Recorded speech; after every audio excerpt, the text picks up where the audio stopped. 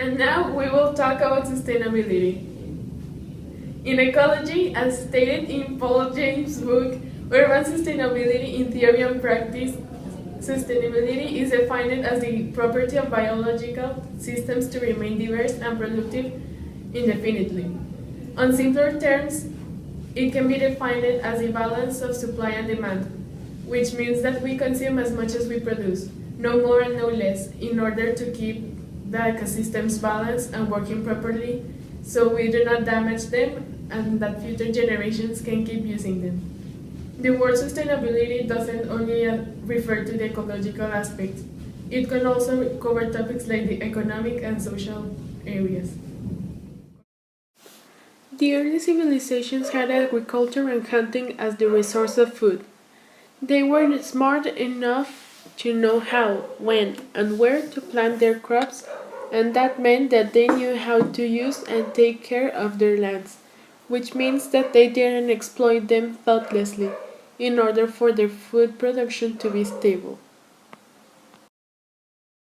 Gro Harlem Brundtland was the Norwegian prime minister that chaired the Brundtland Commission, which popularized the term sustainable development, and ever since countries around the globe have been applying it to social, economic, and ecological aspects.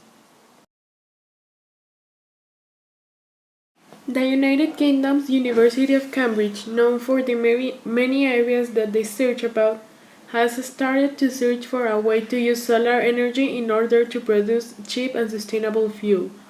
Because the amount of natural resources is starting to decline and the amount of wastes we produce are going up, they are looking for a way in which we can produce a lot of clean energy and, unlike nuclear power plants, without many risks being taken.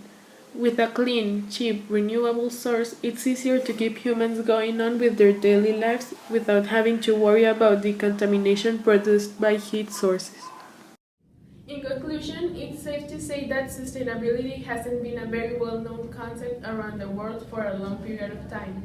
But as a community, we have always been looking for the best ways in which we can continue to live in harmony with nature without damaging it and teaching the upcoming generations about it so they can continue to carry on that knowledge to the future.